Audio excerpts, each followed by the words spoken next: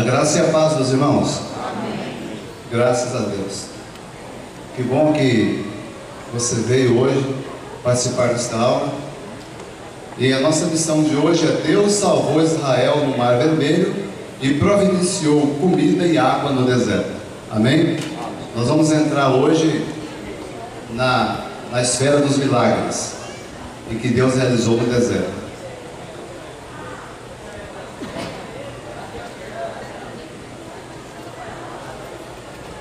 Graças a Deus. Só mais um minutinho para os irmãos saírem ali.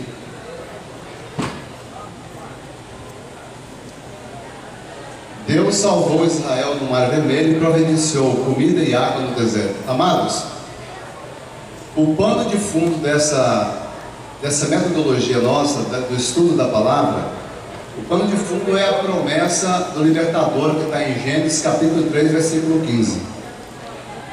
Como já foi falado aqui pelo irmão César anteriormente, às vezes nós pensamos: por que eu tenho que estudar isso novamente? Porque eu já conheço a história. Como hoje nós temos o privilégio de ter a Bíblia já completa em nossas mãos, e nós já sabemos o final da história. Nós já sabemos da história da promessa do libertador, e sabemos que Jesus já veio. O objetivo, o propósito dessa lição é estudar de Gênesis até Jesus Cristo. Mas quando nós estudamos passo a passo, o nosso entendimento vai aprimorando, a nossa mente vai abrindo, nós vamos descobrindo como foi que Deus trabalhou e interveio na história, usando a sua soberania, como que Deus agiu, como que Deus fazia, como que Ele lidava com os homens, como que Deus relacionava com os seus escolhidos, até que a promessa se cumprisse. E desde Gênesis, toda aquela odisseia que nós já estudamos aqui, passando por Abel, por Abraão, pelo dilúvio, depois por Noé, Abraão, Torre de Babel, e a Jacó e a Israel no Egito, até chegar agora aqui na entrada do Mar Vermelho. Então nós temos aqui uma riqueza de detalhes. Como que Deus trabalhou? Como foi que Deus tomou providência em todos os pontos? Então é muito importante nós não perdermos esse pano de fundo, que é a promessa do libertador.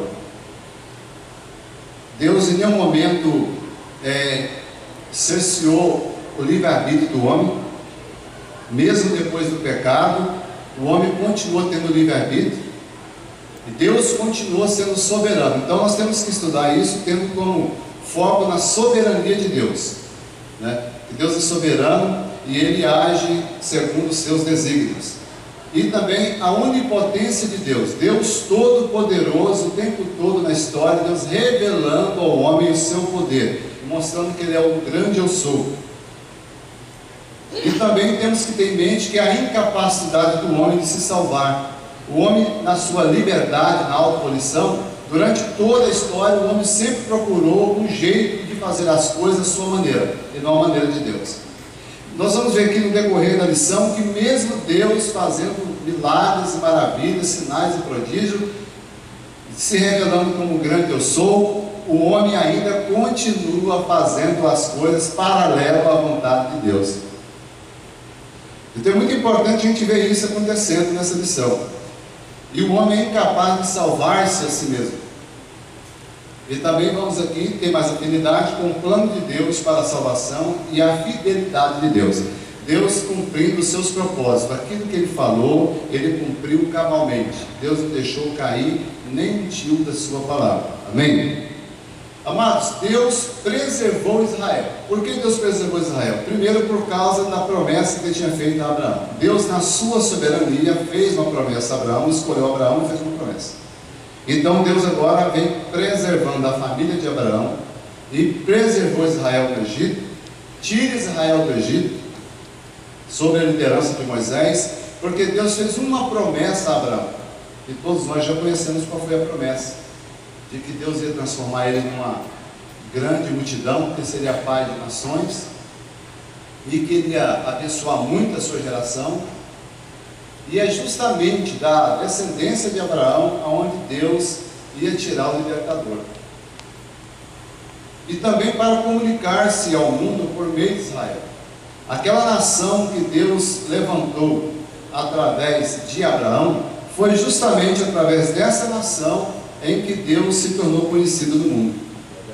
Foi através da nação de Israel que o grande eu sou se revelou.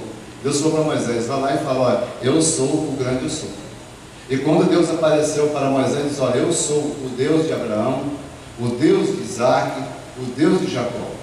Ou seja, eu sou o Deus que apareceu para Abraão, eu sou o mesmo Deus que apareceu para Isaac, que apareceu para Jacó, e agora estou aqui falando com você e te delegando essa missão.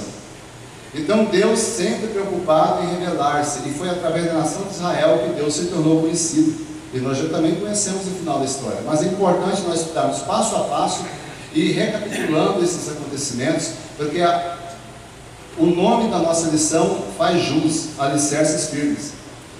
Hoje muitas pessoas se professam cristãos, crentes, conhecedores da palavra, mas só professam. E não conhecem ainda a fundo as bases da sua fé. E esse estudo aqui exaustivo, ele vai nos dar mais confiança na palavra, vai abrir a nossa mente, o nosso coração, e até por causa dos novos convertidos, das pessoas que estão começando agora conosco. É muito importante nós termos essa paciência e esse amor pela palavra. E também para mostrar o seu poder e o senhorio. Deus, durante todo o percurso da história, tem demonstrado a sua soberania, o seu poder e o seu senhorio. Nada está fora do controle de Deus. Irmãos, absolutamente nada. Não é difícil, volta e meia encontramos até mesmo pessoa que se diz ser cristão, desesperado da vida e falando ou agindo como se Deus tivesse perdido o controle das coisas. Deus não me ouve. Mas será que Deus está ciente da minha situação? Será que Deus está vendo o que eu estou passando? Onde está Deus? Quem faz essa pergunta eram os ímpios que faziam para Israel, quando Israel estava passando por tribulação. Onde está o teu Deus? Davi mesmo orou várias vezes dizendo, Senhor, os ímpios me perguntam, onde está o teu Deus? Então essa é a pergunta que quem faz aos ímpios. Mas existem muitas pessoas no nosso meio que, porque não tem a sua fé alicerçada, não tem ainda a convicção necessária, fica cheio de dúvidas e temores. E esse estudo exaustivo vai curar todos os corações em nome de Jesus. Amém? Deus mostrando o seu senhorio. Nós não podemos ter nenhuma dúvida de que Deus está no controle de todas as coisas. Tudo está sob o controle de Deus. E Deus sempre intervém na história e fazendo com que tudo contribui para o bem e para o propósito daqueles que servem e amam a sua palavra. E Deus também preservou Israel justamente pelo seu amor, porque Deus é amor. O amor de Deus é por ele ser amor e ele impede, a justiça de Deus, por ele ser amor, impede de Deus agir diferente do seu caráter. Deus é amor, e ele mostra o seu amor para com aqueles que conhecem e obedecem a sua palavra. Amém? Amém. Graças a Deus. E nós vamos entrar agora, meus amados, na era dos milagres. Vivemos em uma sociedade que tem dificuldade para crer em milagres. E volta e meia nós encontramos aí até a própria ciência tentando explicar os feitos bíblicos. O homem natural que não tem o Espírito de Deus, ele não crê em milagres. Então a ciência, o homem natural, tenta explicar os milagres através da lógica e do empirismo, ou seja, através da experiência científica. Então, quando é um milagre que eles não entendem, eles falam, não, isso aí são fenômenos da natureza. Ocorre ocasionalmente a cada milhões de anos.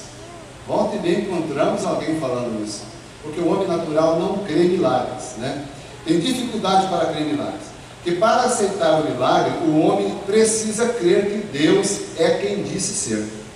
Então, para crer em milagre, o homem precisa crer que Deus é exatamente aquilo que ele disse ser, ou seja, o grande eu sou. O grande eu sou. Eu sou, falo contigo. Então o homem tem que crer em Deus, como diz Hebreus, sem fé é impossível agradar a Deus. Então o que é um milagre? Para o homem natural pode ser um evento estranho, porque para o homem espiritual o milagre não pode ser um evento estranho, porque se eu admitir que o milagre, se eu interpretar o milagre como sendo um evento estranho, se é estranho, o próprio nome já diz. Então eu não sei quem que realizou aquele sinal. Então a mente natural olha e não entende nada, acha estranho. Também não é a suspensão de uma lei natural, porque se é a suspensão de uma lei natural, então eu vou ter que crer na desordem do universo, no caos. Não pode ser.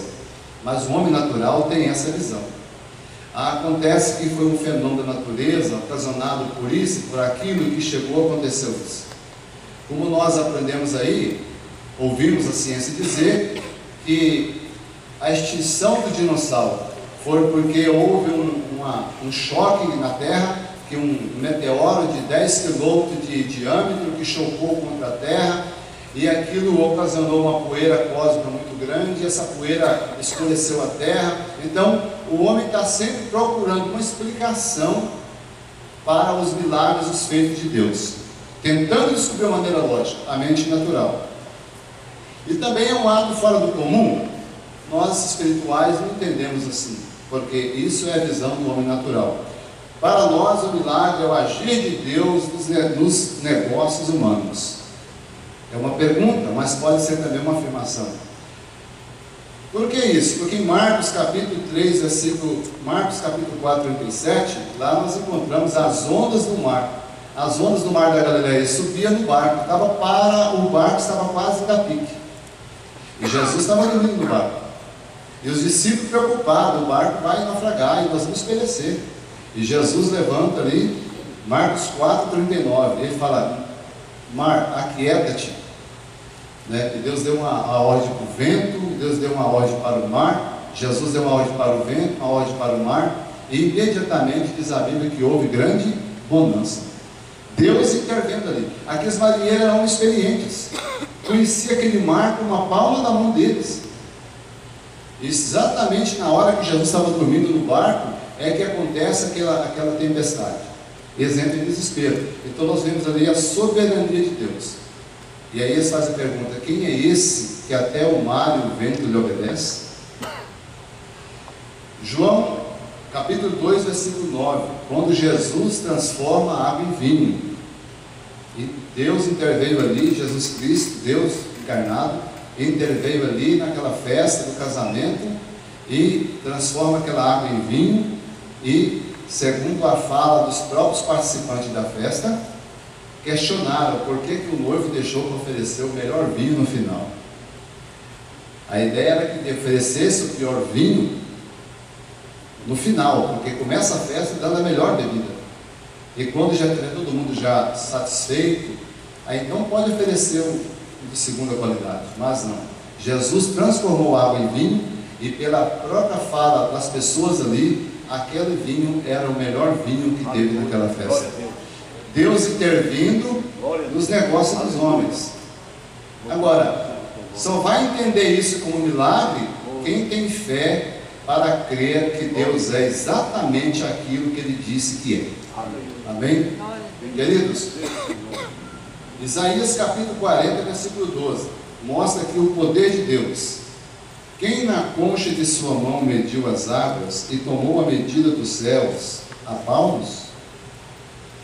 Quem recolheu na terça parte de um éfa o pó da terra e pesou os montes em romano e os outeiros em balança de precisão? Esse texto aqui mostra a majestade do Senhor, o poder de Deus, a grandeza de Deus, que fala Ele manipulando a terra, o universo, como se fosse um objeto na palma da sua mão. Milagres para nós humanos, quando fala assim, o câncer, a pessoa está com câncer em fase terminal. Por que nós achamos que o câncer é algo para nós impossível? Mas se para Deus tem alguma coisa impossível? Sim ou não? Não tem. Então se nós começarmos a pensar e ver na ótica de Deus, então o câncer também para nós será algo fácil de ser resolvido. A Bíblia diz aqui em Isaías capítulo 43, Isaías 40, 22, diz que somos como gafanhoto na face da terra. Ora, se Deus olha para a terra e vê os homens como gafanhotos na terra, é possível que eu veja os homens como gafanhotos na terra? Não, porque a terra é muito grande para mim. Mas se eu olhar e ver e pensar com a ótica de Deus, então eu vou conseguir entender milagre. Por que nós temos dificuldade para entender o milagre? Às vezes temos dificuldade de crer no milagre. Porque nós não cremos no milagre, não vemos o milagre a partir da ótica de Deus. Por que estou falando isso? Porque agora, na próxima fala que virá os irmãos, vamos estar falando de milagres aqui. Das coisas maravilhosas que Deus realizou no deserto para preservar o seu povo com vida. E o primeiro milagre aqui vai ser a travessia do Mar Vermelho, com a irmã Rose. Na aula passada nós estudamos acerca das pragas e falamos na saída do povo do Egito. E agora eu quero pensar algo com os irmãos. Êxodo 12, 37. O texto diz assim, vamos ler o 37, depois nós lemos o 38.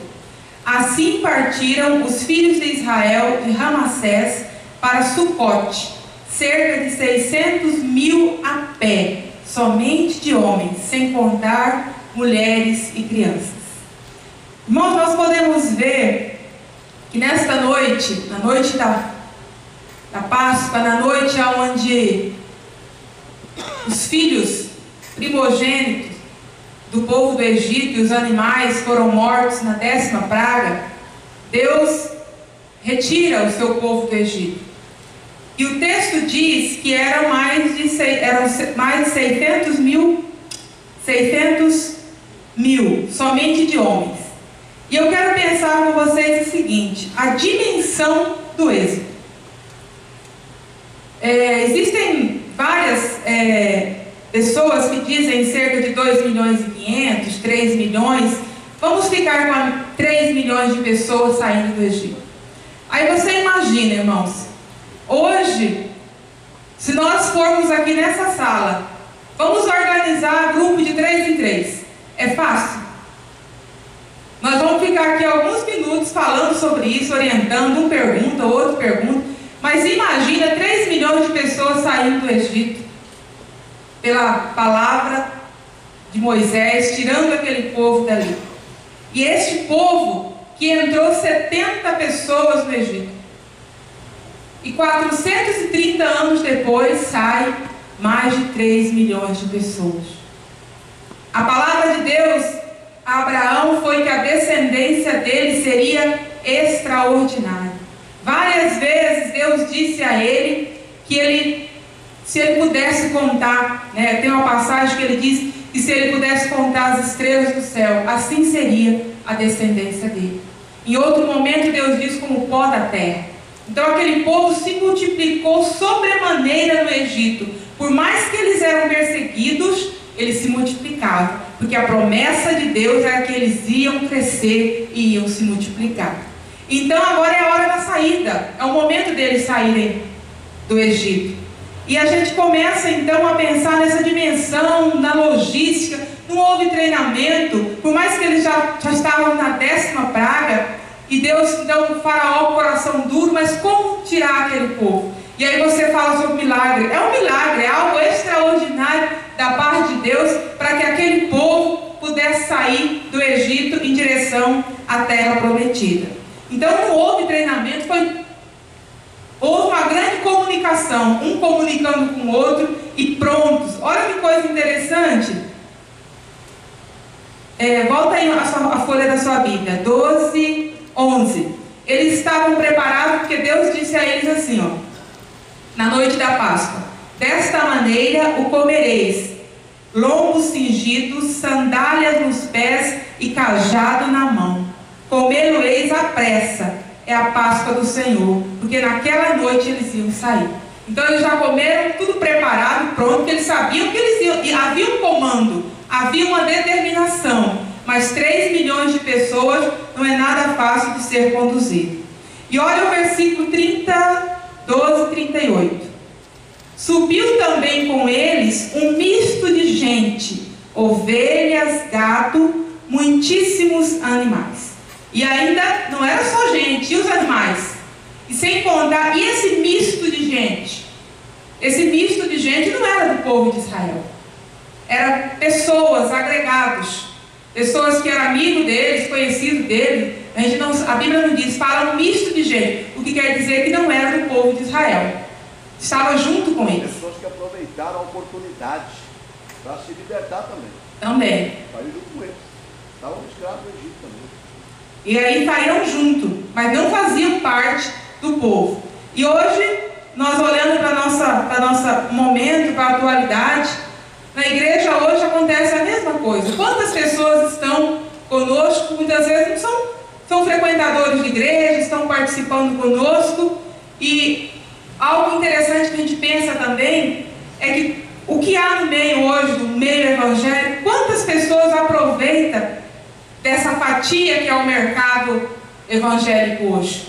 Mistura-se com o nosso povo, com a gente, está aí, mas que muitas vezes não é da gente, mas está aí no meio.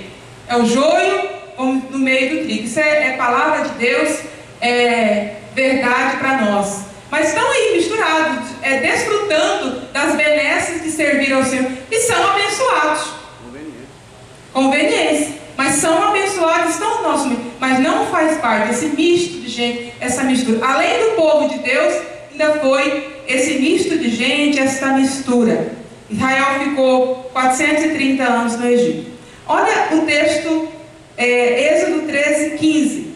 Nós sabemos que todos os primogênitos da casa do povo do Egito foram mortos. Mas olha que coisa interessante, 13, 15. Pois sucedeu que, endurecendo-se Faraó, para não nos deixar sair, o Senhor matou todos os primogênitos na casa do Egito, desde o primogênito do homem até o primogênito dos animais. Por isso eu sacrifico ao Senhor todos os machos que abrem a madre, porém a todo primogênito dos meus filhos eu resgato. Irmãos, olha o verso 13:1. Disse o Senhor a Moisés: consagra-me todo primogênito, todo que abre a madre da sua mãe, dentre os filhos de Israel, tanto de homens como de animais, é meu. Então todo primogênito da casa de Israel passou a ser ao Senhor, tanto homem como animais, pertencer ao Senhor. A gente pode observar que o natural só aceita para fazer parte do povo de Deus se for circuncidado. E nós podemos ver o seguinte: os primogênitos do Egito, morto, o primogênito do Egito foram mortos. Mas Deus também pegou os primogênitos do povo de Israel e resgatou para si. Você imagina aquele povo saindo, os primogênitos do Egito, todos foram mortos. Como que não ficar o coração, muitas vezes, do povo de Israel, pensando que, nossa, os filhos deles morreram e nós saímos vencedores? Mas Deus também, justo, Ele pega os filhos do povo do Egito, não matou, mas Ele resgatou para si. Na história de Samuel, a gente vê que Samuel foi entregue ao Senhor, não que ele fosse o primogênito, mas que ele foi entregue ao Senhor. E eles então passaram a ser resgatados e estar com o Senhor como forma de justiça pelo primogênito do povo do Egito. E Êxodo 12, 43. Disse mais o Senhor a Moisés e a Arão: esta é a ordenança da Páscoa, nenhum estrangeiro comerá dela. Então o estrangeiro, aquele misto de gente, não poderia comer da Páscoa, somente o povo de Israel. Mas, olha o 48. Porém, se algum estrangeiro se hospedar contigo e quiser celebrar a Páscoa do Senhor, seja-lhe circuncidado todo macho, e então se chegará e a observará, e será como natural da terra, mas nenhum incircunciso comerá dela. Irmãos, o Antônio falou, e eu volto a repetir aos irmãos, nós temos aprendido isso sempre. Deus estabeleceu um padrão, e para que nós estejamos na vontade de Deus, as pessoas poderiam fazer parte da Páscoa, participar do povo de Deus, mas eles teriam que ter circuncidado, entrar no padrão estabelecido por Deus. Assim como hoje, qualquer pessoa pode ir para o céu, mas ela tem que aceitar a Cristo. Existe um padrão, existe algo determinado por Deus que nós temos que nos submeter para que a bênção de Deus esteja sobre a nossa vida. Temos que entrar no padrão de Deus. Foi assim com Abel e Caim, com Eva, Adão. Se comer, morre. Comeram, morreram. Foi assim com Abel e Caim, com Noé. Foi assim com Ló. Foi assim com a Torre de Babel. Então existe um padrão. Deus estabeleceu e nós temos que nos encaixarmos no padrão de Deus para que tudo saia perfeito. Êxodo 6:3. O texto diz assim: aparecia a Abraão, a Isaque e a Jacó como Deus Todo-Poderoso, mas pelo meu nome, o Senhor, não lhes fui conhecido. Irmãos, nós precisamos conhecer o Deus como nosso Senhor. Esta é uma meta de Deus para nós. E conhecer ao Senhor não é só no sentido de obediência. Eu tenho que obedecer ao Senhor, estar debaixo da vontade dEle. Ele é o meu Senhor. A palavra Senhor dá aquela impressão de dono, e de dono, de que manda, e nós temos que obedecer. Está errado? Não está. Mas eu quero dizer que nós temos que ir além disso. Por quê, irmãos? A palavra Senhor quer dizer no sentido assim de que todas as circunstâncias à nossa volta estão no controle de Deus. Que tudo, é como quando você entende que tudo que está acontecendo na sua vida, tudo que está se passando, Deus está no controle. Deus está vendo, Deus está agindo. Você olha, a impressão que dá é que tudo está desmoronando. Mas é quando você olha e diz assim: Deus está agindo, Deus está no controle. O meu Deus sabe o que Ele está fazendo. Não é nós questionarmos ao Senhor em tudo que Ele está fazendo, mas é nós entendermos que Ele é o Senhor da história, e que Ele faz e que Ele age, e que o melhor de Deus vai acontecer para nós. Amém. Glória a Deus. E que o perfeito de Deus vai acontecer para nós. É eu entender que todas as circunstâncias da minha vida são moldadas por Ele. Que tudo que acontece comigo, Deus está no controle. Deus está agindo, Deus está vendo.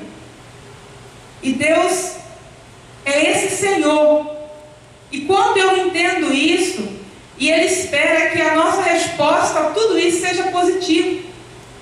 É aquela coisa, você está ali. Imagine quando nós como pai, mãe, a gente faz algo para o filho, às vezes o filho não está entendendo, mas você quer o melhor para o seu filho. E quando o seu filho te questiona: mãe, mas questiona, porque isso, porque aquilo.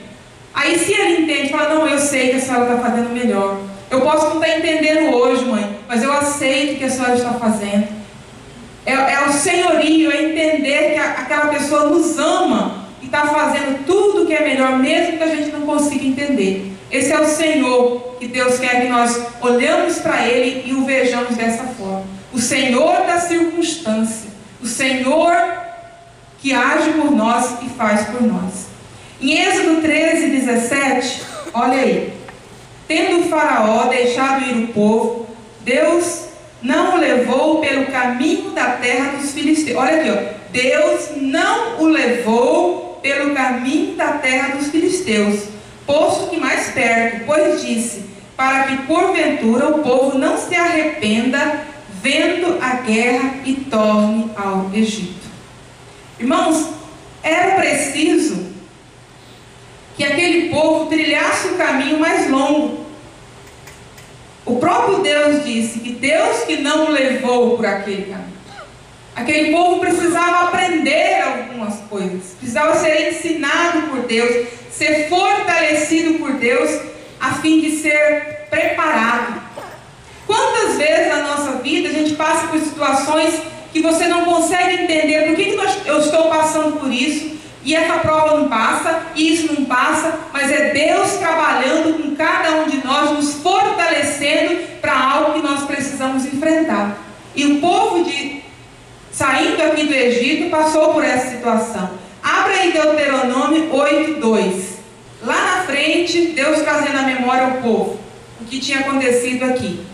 Recordar-te-ás de todo o caminho pelo qual o Senhor teu Deus te guiou no deserto estes 40 anos, para te humilhar, para saber o que está no teu coração, se guardarias ou não os seus mandamentos. Ele te humilhou e te deixou ter fome e te sustentou com maná, que tu não conhecias, nem teus pais o conheciam, para te dar a entender que não só de pão viverá o homem, mas de tudo que procede da boca do Senhor viverá o homem. Nunca envelheceu a tua veste sobre ti, nem te inchou o teu pé nestes 40 anos. Glória a Deus. Ou seja, eu sei o que eu estou fazendo, eu sei o que eu fiz. Não te levei por aquele caminho porque eu não sabia o que ia acontecer. Eu te guiei, eu te guardei, eu fiz tudo por você. Então, Deus está trazendo à memória daquele povo tudo o que tinha acontecido. Também levou Moisés consigo os ossos de José, pois havia este feito os filhos de Israel jurarem solenemente, dizendo: certamente Deus vos visitará daqui, pois levai conosco os meus ossos. A gente vê que José, já tinha se passado tantos anos da morte de José, e Deus então leva o povo, leva o corpo de José para a terra prometida.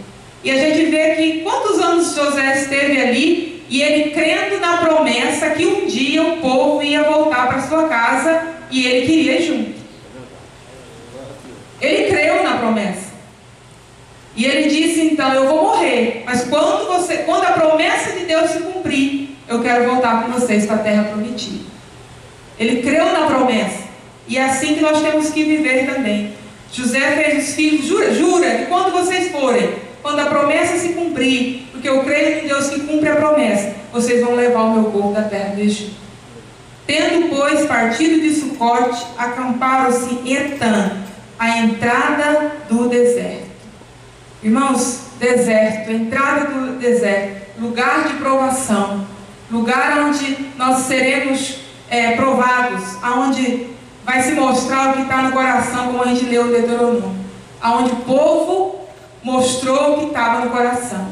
Então, estar na boca do deserto é você estar se preparando para demonstrar quem você é, passar pelas provações, sabendo que temos um Senhor que domina todas as coisas, que está no controle de todas as coisas, e temos o cuidado de termos esse entendimento para que nós possamos muitas vezes não falar aquilo que não deveríamos para o Senhor.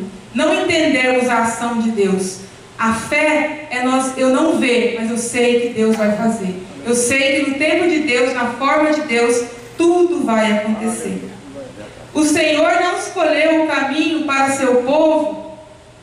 O Senhor não só escolheu o caminho para seu povo, como desceu para os acompanhar. É verdade. Glória a Deus. O povo não estava só. Aleluia. Deus estava com eles. E a gente pode ver isso em Êxodo 13:21. Glória. Olha o texto. O Senhor ia adiante deles durante o dia numa coluna de nuvem para os guiar pelo caminho, durante a noite numa coluna de fogo para os alumiar, a fim de que caminhassem de dia e de noite. Dia e noite. E o Senhor caminhando com eles, o Senhor junto a eles. O povo estava ali passando provação, dificuldade, mas Deus estava com eles. Deus não os abandonou. Deus sempre esteve presente, cuidando, guardando, guiando, protegendo, para que todos pudessem caminhar junto e estarem juntos. Por mais que nem todos, a gente sabe que a gente vai ver isso posteriormente, entraram na terra prometida. Mas eu tenho certeza que o desejo de todos, de Deus, era que todos tivessem entrado na terra prometida. 22. Olha aqui. Nunca se apartou do povo a coluna de nuvem durante o dia, nem a coluna de fogo durante Aleluia. a noite. Glória a Deus. Esse é o nome. Glória a Deus. Nunca vai embora. E ali estava Deus caminhando com aquele povo, suprindo cada uma das necessidades dele. Fome, maná. Sede, água. Cuidando, guardando, para que eles chegassem à terra prometida. Deus é amoroso e misericordioso. Deus mantinha a nuvem o tempo todo. Deus amava Israel, por isso cuidava dele. Assim como Deus nos ama, Ele cuida de cada um de nós.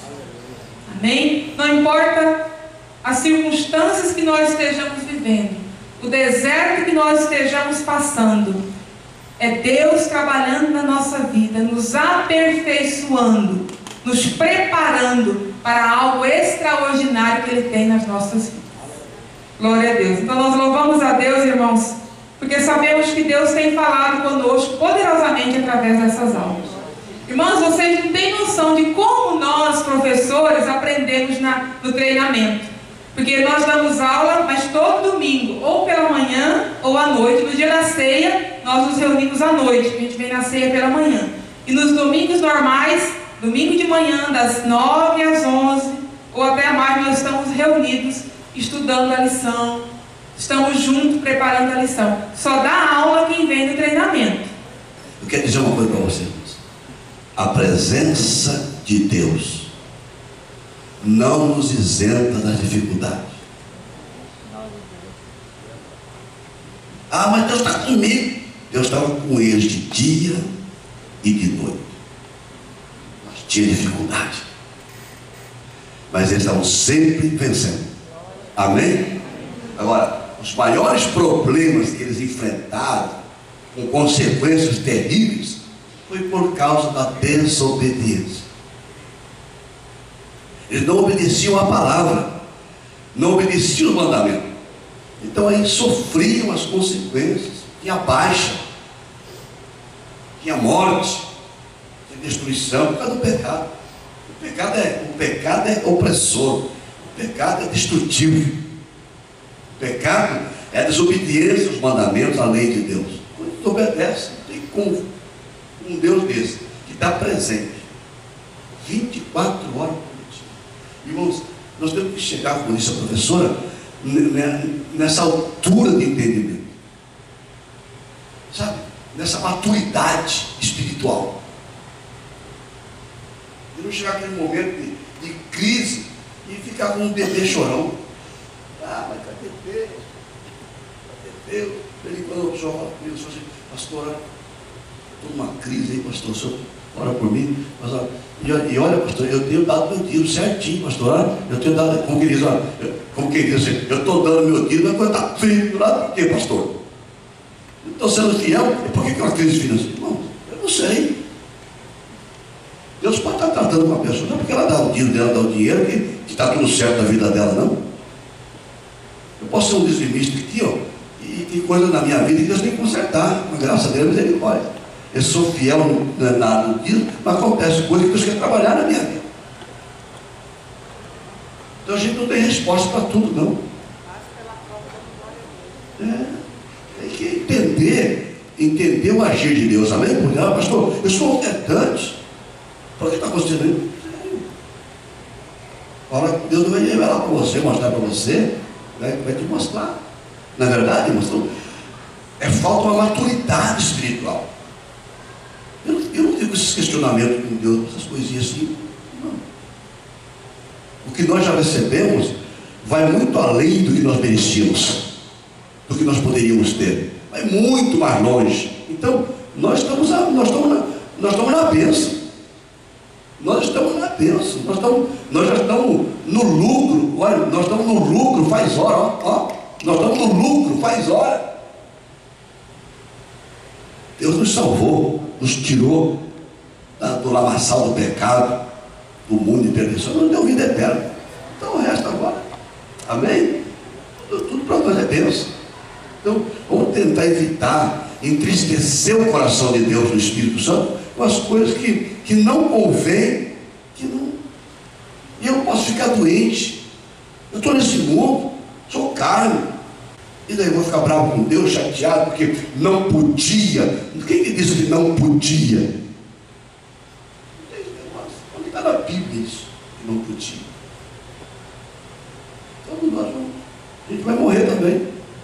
Se não morrer, vai subir no dia do arrebatamento da igreja, amém, povo de Deus? Não, fica tranquilo, fica tranquilo.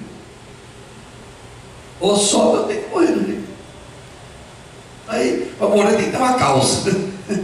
De algum dia, o pastor morreu acidentado, o carro passou, e cabeça para lá e perna para cá.